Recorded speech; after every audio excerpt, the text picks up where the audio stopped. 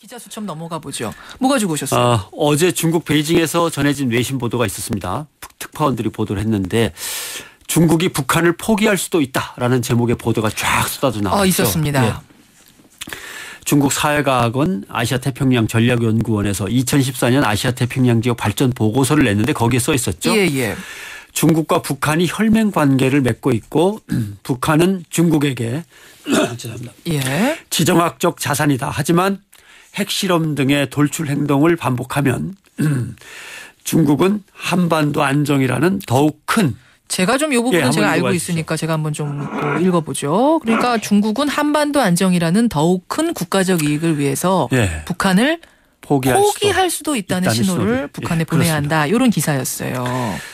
북한에 대한 지배력을 강화하는 데 있어서 그동안 너무 포근하게 대하고 당근만 줬는데 이제는 김정은이라는 새로운 권력 체제를 다스리려면 야단도 치고 채찍을 사용해야 된다. 이런 의견으로 볼 수가 있겠습니다. 우리 언론들 보도를 보면 중국이 북한을 포기할 수도 있다. 이렇게 제목들을 많이 달았는데 포기할 수 있다는 경고 신호를 주기도 해야 된다는 거하고 뉘앙스가 다른 건가요? 포기할 수 있다와 포기할 수도 있다고 경고도 줘야 할 것 같다는 의미는 비슷하지만 거리상으로는 많은 차이가 있겠죠.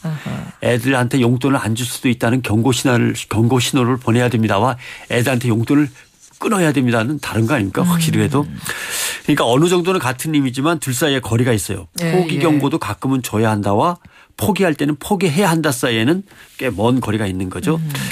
이 말은 중국과 북한의 근본적인 관계 그 자체가 변화하는 건 아니다라는 겁니다. 그래요. 우리 언론들 대부분은 그런데 중국, 북한을 포기할 수도 이렇게 제목을 달고 보도를 하고 있어요. 실제로 이 보고서에는 우리나라에 대한 경고도 있습니다. 그래요. 한국이 중국의 대북 정책에 근본적 변화가 발생한 것으로 오판하지 않도록도 해야 한다. 이 말도 있어요. 그런데 우리나라 언론 대부분은 이 같은 한국에 대한 중국의 오판 금지 경고를 기사 내용 중에 다른 곳이 몇 곳 없죠. 한 서너 곳 정도 되는 것 같습니다만 나머지 언론들은 다 이 부분을 빼고 있어서 마치 중국이 북한에 대해서 이제 강경하게 나갈 것처럼 그렇게만 이제 얘기를 하고 있는 거죠. 그 부분을 일단 여러분 신경 써서 보도를 보셔야 된다는 거고 그나저나 중국 태도는 참 애매하네요. 북한도 경고, 한국도 경고 이렇게 되는 겁니까? 중국에 대해서 여기에 대해서 미리 이해하실 부분이 두 가지가 있습니다. 뭔가요? 첫째, 중국에서는 양다리 걸치는 게 흉이 아닙니다. 그래요?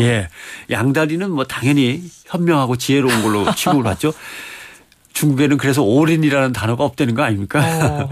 1992년 8월에 우리나라가 중국과 수교할 때도 우리더러는 대만하고 관계를 끊으라고 그런 거 아닙니까? 지들은 북한하고 계속 이어가면서 아무 변화 없이 이게 이제 자기들은 양다리가 얼마든지 되는 거죠. 왜 이런 양다리 걸치기가 가능한가?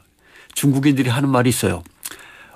중국인 그러니까 우리 사람은 불의는 참아도 불이익은 못 참아. 불이익은 못 참아.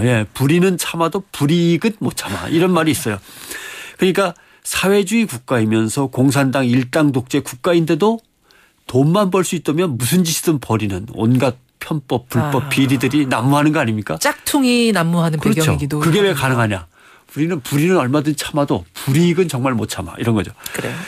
또 하나 이제 양다리를 걸치는 사람들의 공통점이라는 게 되게 있어요. 뭡니까? 양다리라는 건요. 시간적으로 느긋해야지 양다리를 걸칠 수 있지 승질 급하면 양다리 걸치는 게 쉽지 않습니다. 그러니까 만만띠 중국 느긋한 기질에는 양다리라는 게 효과가 있는 거죠. 예를 들면 일본이 역사 왜곡하면 한국은 발끈하지만 중국은 별로 발끈도 안 해요. 맞아요. 그런데 생각구 조어도 이런 문제에 대해서는 중국이 절대 양보 안 합니다. 엄청나죠. 그런 배경에서 중국에서는 북한에 대한 강경론과 포용론이 늘 맞서면서 논쟁이 되어 왔습니다. 북한은 과연 우리의 쓸만한 부하가 되는 것이냐 아니면 전혀 괜히 거느리고 있다가 나중에 커다란 혹덩이가 되는 거 아니냐 이런 얘기가 있었던 거죠. 지금 대세는 포용론입니다. 김정일 세습, 김정은 세습, 장성택의 처형 이걸 다 중국이 묵인하고 있고 중국이 느긋하게 태도를 갖고 있는 걸로 봐서는 확인할 수 있는 문제인데 그렇군요. 다만 이번에 중국 사회과학원 보고서에는 그래도 야단 칠 때는 야단을 쳐야 한다는 일부 강경론의 입장이 이제 담겨 있는 거죠. 중국이 북한을 바라보는 두 가지 시선, 그러니까 포용론과 강경론. 다른 예가 있다면 또 어떤 거 있어요? 예를 들면 북중 우호 협조 조약이라는 게 있습니다. 상대 국가가 군사 공격을 받으면 다른 한쪽은 자동으로 그 전쟁에 뛰어든다라는 조항이 있어요. 1961년 7월 달에 체결한 건데 30년씩 2번 자동 연장되다 보니까 2020년에 끝납니다. 21년에 끝납니다만. 근데 중국 내부에서는 이 조약은 냉전이 종식되면서 사문화된 것으로 봐야지 현실적으로 북한이 무슨 짓을 벌여갖고 전쟁을 벌이던 중국이 자동으로 뛰어들어야만 한다는 거는 있을 수 없다. 없애버리자. 사실 없는 걸로 치자라고 하는 강경론이 항상 존재해 왔습니다. 그렇군요. 이건 정치적인 조약이지 정말 군사적인 조약이 아니라는 거죠. 그래서 실제로 보면요. 중국과 북한 사이에는 합동 군사조직이라든가 군사기지, 군대 주둔을 이렇게 교환하는 거 이런 게 전혀 없습니다. 이게 이제 실리주의를 항상 따지는 거죠. 그다음에 이제 김정일 세습, 김정은 세습에 대해서도 수령은 인민이 선택하는 것이지 어떻게 개인 숭배로 나서고 그 집안이 해먹을 수 있냐라고 강경론이 항상 존재하고 있다. 이런 것들도 눈여겨보셔야 될 겁니다. 그러면서도 또 북한을 포용하고 가는 것. 오늘 결론은 양다리네요. 그렇습니다. 양다리입니다. 근데 그 이해에 가는 것이 베트남 전쟁 때 중국은 베트남의 공산 통일을 위해서 엄청나게 투자했거든요. 그렇죠. 그러나 베트남은 나중에 중국을 배신하고 미국하고 친해지고 한국하고 다시 친해지고 이렇게 나가고 있습니다. 나름대로 경험도 있는 거죠. 양다리를 철저하게 걸쳐야지 올인할 필요는 없다라는 경험도 있는 거죠. 지금 중국발 뉴스들, 북한 관련 뉴스들에 대해서 이런 배경 지식을 가지고 본다면 여러분 더 정확하게 볼 수 있으실 거라는 말씀이셨어요. 편성욱 대기자 수고하셨습니다. 고맙습니다.